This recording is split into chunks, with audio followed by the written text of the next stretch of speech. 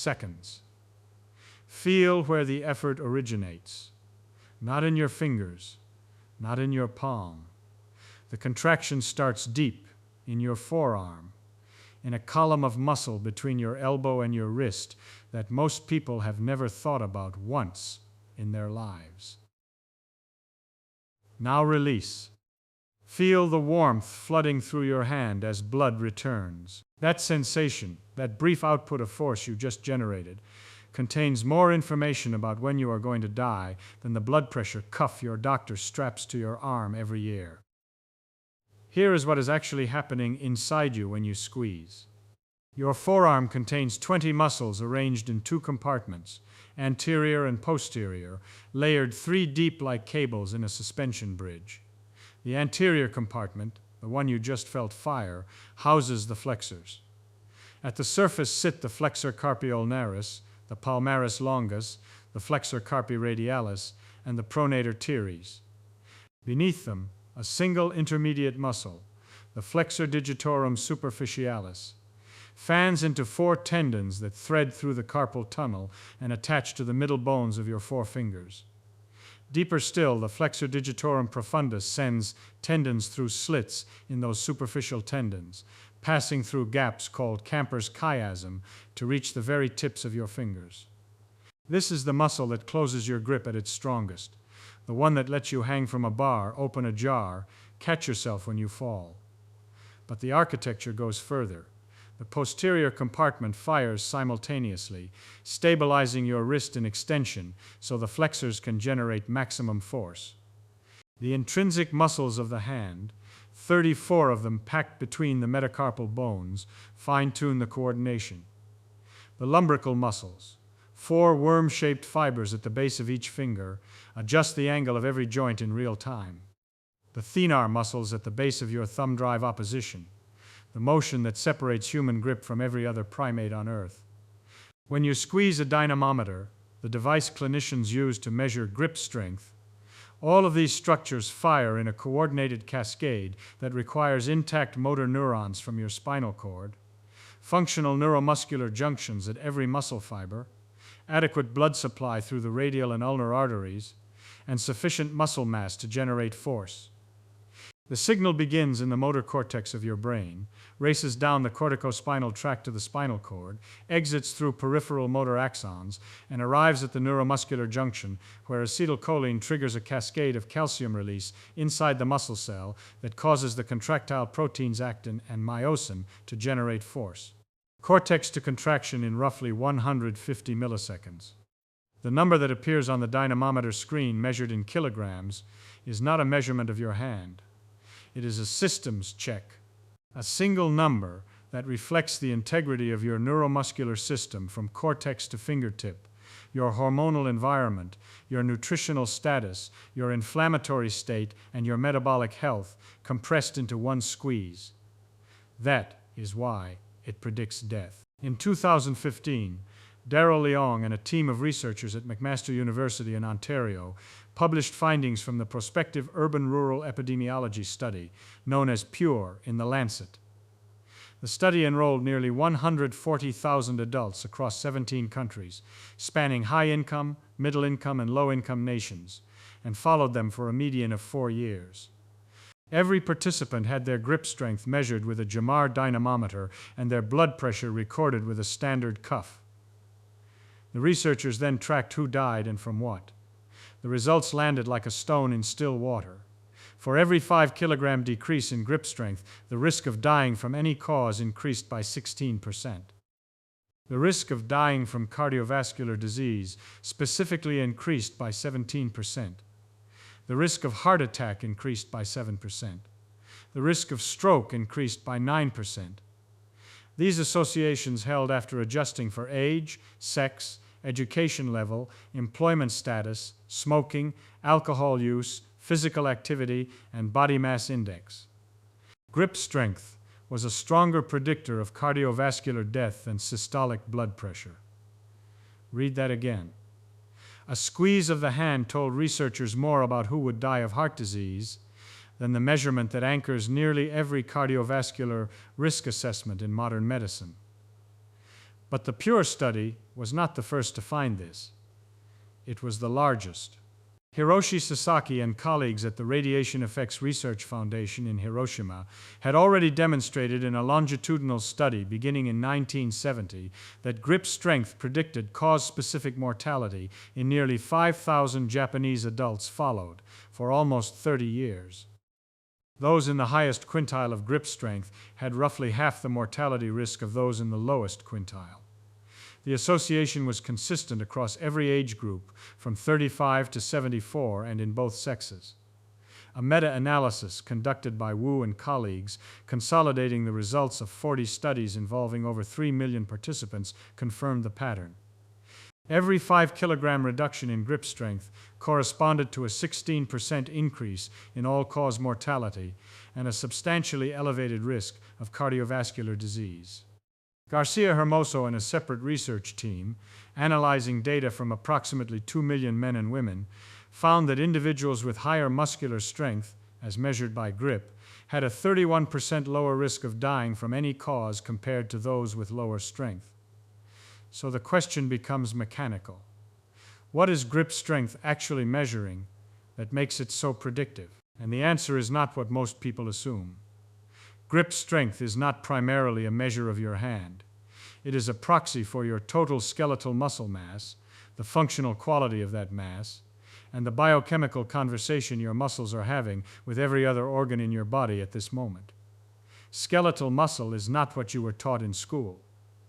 It is not simply the tissue that moves your bones. It is the largest endocrine organ in the human body. Bente Klarlund Pedersen at the Center of Inflammation and Metabolism at Rigshospitalet in Copenhagen demonstrated this in 2000 when her laboratory discovered that contracting skeletal muscle produces and releases interleukin-6 into the bloodstream. That single finding upended decades of physiology. In 2003, Pedersen introduced the term myokines to describe the class of signaling molecules produced and secreted by muscle fibers. The discovery revealed that muscle tissue, when it contracts, does not simply burn fuel. It talks. It sends chemical messages to your brain, your liver, your pancreas, your adipose tissue, your bones, your gut, your blood vessels, and your skin.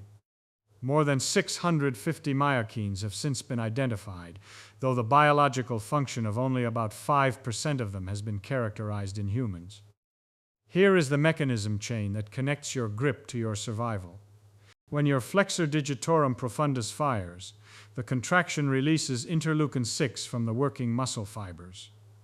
During exercise, circulating interleukin-6 can increase up to 100-fold. This is not the same interleukin-6 associated with chronic inflammation and obesity.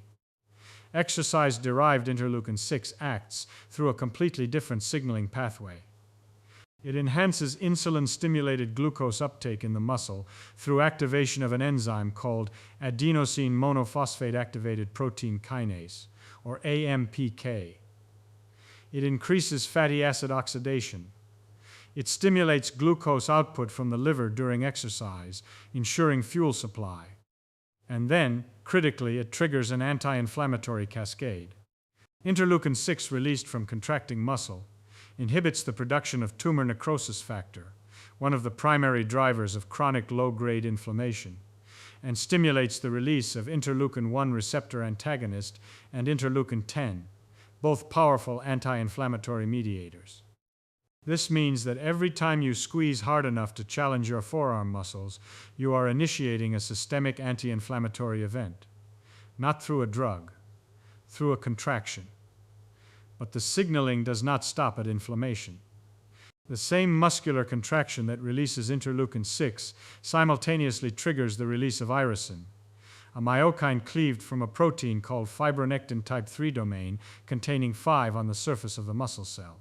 Irisin crosses into the bloodstream and travels to adipose tissue, where it initiates the conversion of white fat cells into brown-like fat cells, a process called browning. Brown fat burns energy to produce heat. White fat stores it. The conversion shifts the metabolic balance of the entire body away from energy storage and toward energy expenditure. Pedersen's group, and subsequent researchers also identified that irisin crosses the blood-brain barrier. Once in the brain, it stimulates the production of brain-derived neurotrophic factor, a molecule essential for the survival, growth, and maintenance of neurons, particularly in the hippocampus, the region responsible for memory formation and spatial navigation. Another myokine, cathepsin B, follows the same route, crossing the blood-brain barrier to promote hippocampal neurogenesis, the birth of new neurons in an adult brain. So the chain runs from forearm to bloodstream to fat tissue to brain. One contraction. 4 organs. And the grip dynamometer captures whether this entire signaling network is intact and functional. When grip strength declines, it does not mean your hand is weak.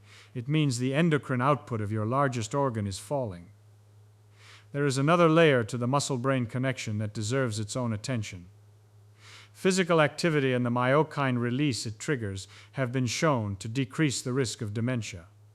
Kirk Erickson at the University of Pittsburgh demonstrated in a randomized controlled trial that 1 year of moderate aerobic exercise increased hippocampal volume by approximately 2% in older adults, effectively reversing 1 to 2 years of age-related volume loss. The control group, which performed stretching exercises only, showed the expected decline.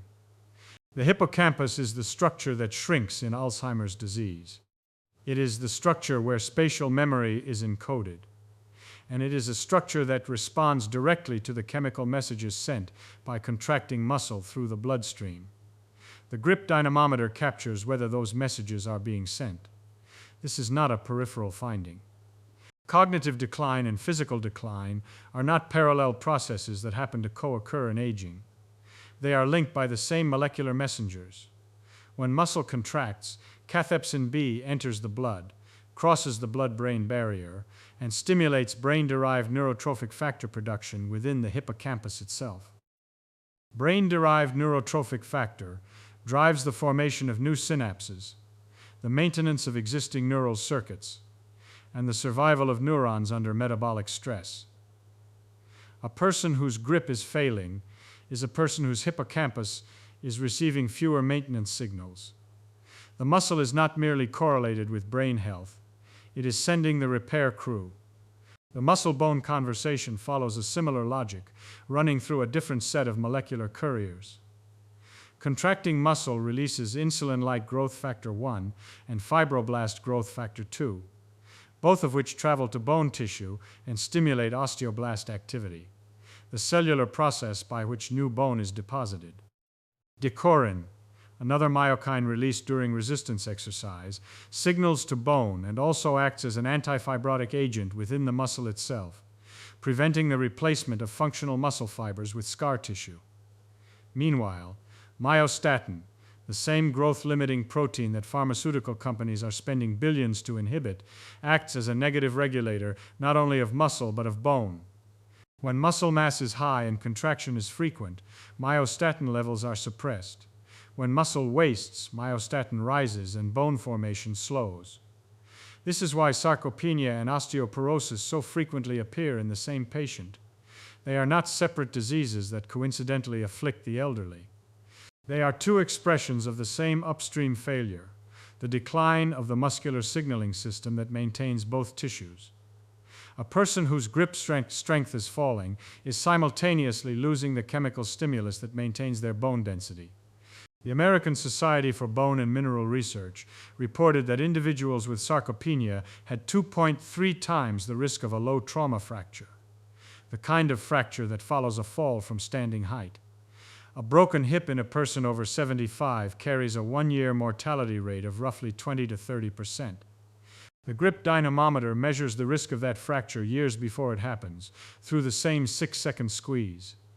Now here is where the chain connects to the cardiovascular system, the system most tightly linked to grip strength mortality in the epidemiological data. Contracting muscle releases a myokine, called follistatin-like 1, sometimes abbreviated in the literature as FSTL1. This protein travels through the bloodstream to the vascular endothelium, the thin layer of cells lining the inside of every blood vessel in your body. There it improves endothelial function. the ability of your blood vessels to dilate and constrict in response to changing demands. Endothelial dysfunction is the earliest measurable stage of atherosclerosis, the process that leads to heart attacks and strokes. It precedes plaque formation by years, sometimes decades. The myokine released by muscle contraction directly counteracts this process. Simultaneously, muscle contraction increases insulin sensitivity not only in the muscle itself, but systemically. Skeletal muscle is the primary site of glucose disposal in the human body. When you eat a meal, roughly 80% of the glucose that enters your bloodstream is taken up by skeletal muscle. When muscle mass declines or when muscle quality deteriorates through fat infiltration and fiber type conversion, the capacity for glucose disposal drops. Blood sugar rises. Insulin rises to compensate. The pancreas works harder. Over years, this leads to insulin resistance, the central metabolic derangement underlying type 2 diabetes, cardiovascular disease, and a cluster of conditions collectively called metabolic syndrome. Grip strength captures this trajectory in a single number because it reflects the functional quality of the muscle performing the disposal. A person with a strong grip has metabolically active, well-innervated, insulin-sensitive muscle tissue. A person with a weak grip, independent of their body weight or exercise habits, is more likely to harbor muscle that has lost motor units, accumulated intramuscular fat, and shifted from fast-twitch type 2 fibers to slow-twitch type 1 fibers, all of which reduce the tissue's metabolic capacity. The inflammatory dimension compounds the metabolic one. When muscle mass declines and physical activity drops, the anti-inflammatory myokine signal weakens. Without regular bursts of exercise-derived interleukin-6 to suppress tumor necrosis factor and stimulate anti-inflammatory mediators, the baseline inflammatory state of the body drifts upward. This chronic low-grade inflammation, sometimes called inflammaging, accelerates atherosclerosis, promotes insulin resistance, impairs wound healing, and degrades cartilage. It is measurable in blood tests as elevated C-reactive protein and interleukin-1 beta. It is treatable with anti-inflammatory drugs that cost hundreds of dollars per month. Or it is treatable with the contraction of a muscle against a load heavy enough to trigger the myokine cascade, which costs nothing beyond the effort.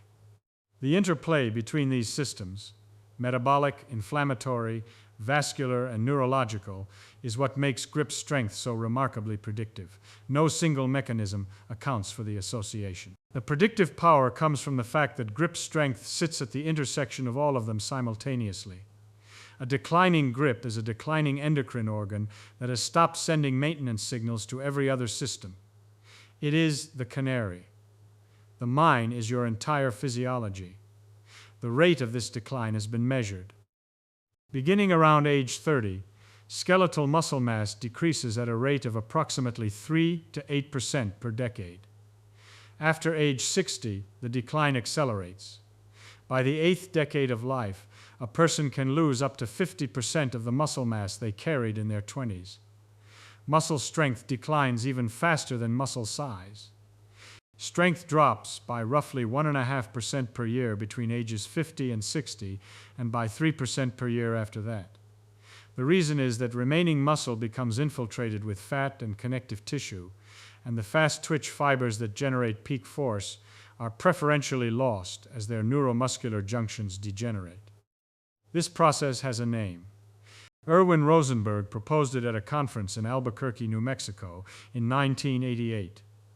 He called it sarcopenia, from the Greek sarx, meaning flesh, and penia, meaning poverty. Poverty of the flesh. The mechanisms driving it are multiple. Motor neurons in the spinal cord degenerate with age, and with them the neuromuscular junctions they service. Studies in aged mice have shown striking increases in the percentage of fully denervated neuromuscular junctions, particularly in fast-twitch muscles, the very fibers responsible for generating peak force and for the explosive movements that prevent falls. When a motor neuron dies, the muscle fibers it controlled are either adopted by a neighboring motor neuron, which increases that neuron's workload and reduces its precision, or they are abandoned entirely, and replaced by fat and fibrous tissue. Testosterone, a primary anabolic hormone for muscle protein synthesis, declines gradually throughout adult life in men, falling below normal youthful values in approximately 60% of men over 65. Growth hormone and insulin-like growth factor 1 follow a similar trajectory. Between 5 and 13% of adults aged 60 to 70 have clinically diagnosable sarcopenia. Among those over 80, the prevalence rises to between 11 and 50%, depending on the diagnostic criteria used. The person to think about here is not an athlete. It is a 68-year-old woman who lives alone, retired 3 years ago, whose grip has weakened so gradually she did not notice until the jar lid stopped turning, whose legs have thinned beneath her trousers over 15 years, who has stopped carrying her own groceries, not because of pain, but because the bags feel heavier every month, who takes the elevator now instead of the stairs, not because of a knee problem, but because her quadriceps burn by the second floor in a way they never used to, who has developed prediabetes, which her doctor attributes to diet, and early hypertension, which her doctor attributes to age, and mild memory complaints, which her doctor attributes to normal aging.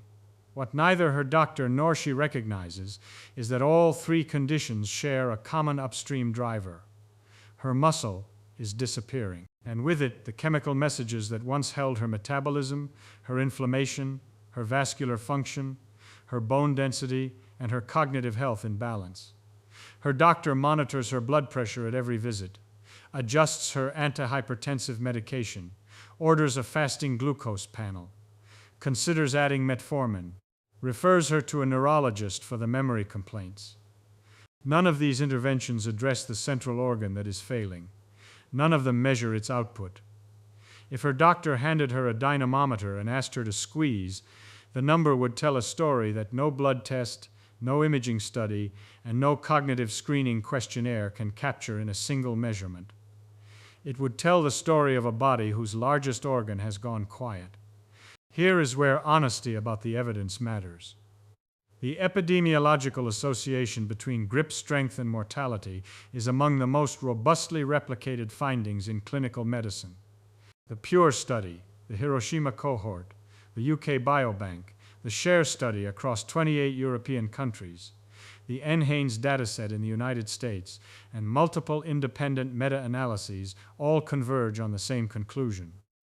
Low grip strength predicts death. This is not disputed. The myokine signaling pathway, the mechanism by which muscle contraction influences distant organs, rests on a strong and growing physiological foundation. The existence of interleukin-6 as a muscle-derived signaling molecule is established beyond question. The roles of irisin, cathepsin B, and follistatin-like 1 are supported by human and animal data, though the precise dose-response relationships in free-living humans, outside of controlled laboratory conditions, remain under active investigation. The causal claim that improving grip strength will directly reduce mortality is physiologically plausible and supported by consistent observational data, but it has not been proven by a large randomized controlled trial. Grip strength may partly serve as a biomarker of overall physiological reserve, reflecting the cumulative health of multiple systems rather than driving outcomes through a single mechanism. The truth is likely both. Muscle is simultaneously a marker and a mediator. It reflects systemic health, and it actively shapes it through its secretory functions. Where the evidence is weakest is in the relationship between grip strength and cancer mortality specifically.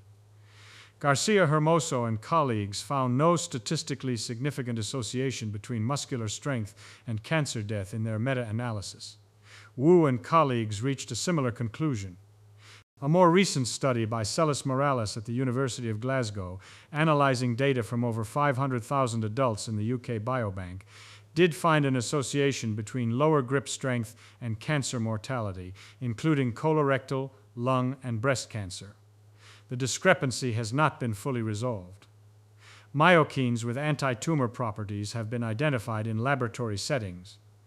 Oncostatin M, irisin, and a protein called SPARC have all been shown to suppress the growth of breast and colon cancer cells in vitro. Whether muscular contraction produces enough of these proteins at sufficient concentration to meaningfully influence tumor biology in living humans is an open question. Now consider the pharmaceutical landscape. Se-Jin Lee at Johns Hopkins University, now at the University of Connecticut, discovered myostatin in 1997.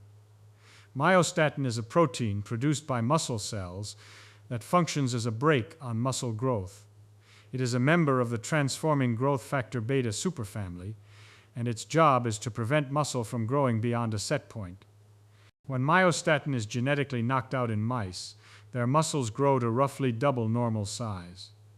When it is knocked out in cattle, the animals develop a condition breeders call double muscling.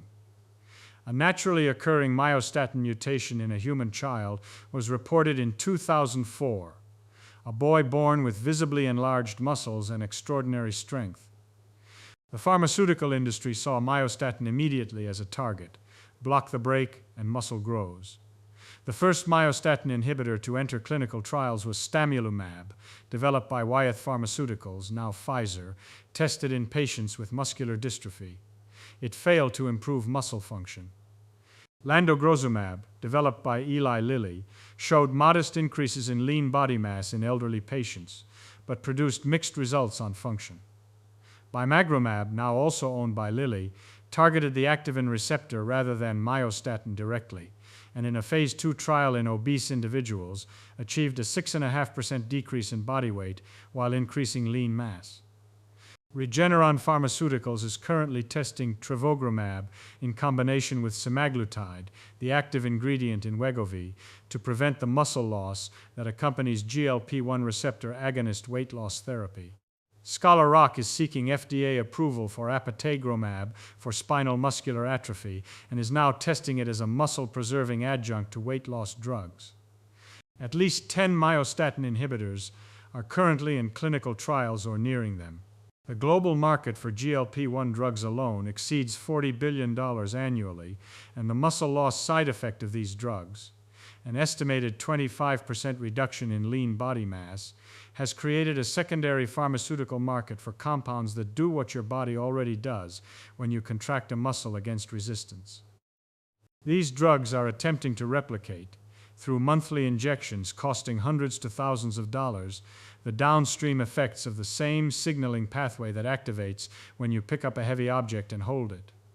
The dose difference matters. Resistance training naturally suppresses myostatin activity and increases follistatin, myostatin's endogenous antagonist.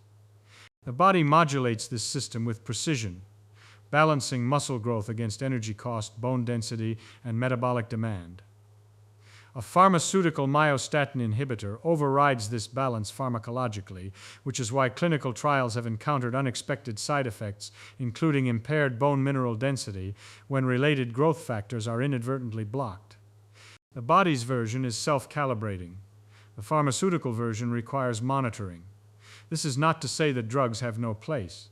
A person with spinal muscular atrophy cannot generate the contractions that would suppress myostatin naturally. A patient with advanced cachexia from cancer may lack the capacity for resistance exercise. The drugs exist because some people cannot do what their muscles were designed to do.